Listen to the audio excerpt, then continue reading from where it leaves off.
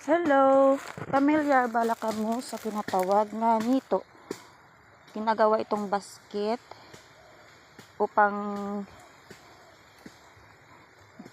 tinatahi sa gilid ng kalalaw. Yan. Dati nagpa-project kami nito nung high school kami. Nito. Hindi na siya makuha kasi maitim na siya. Napakatibay nito.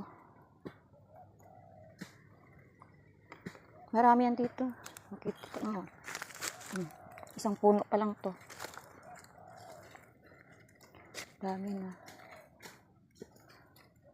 Mahirap na ito ngayon hanapin. Unlike dati, napakarami kahit sa gilid ng daan. Sa gilid ng kalsada na may maliit na gubat, marami nito makikita. Pero ngayon, madalang na lang. Tatalbos mo.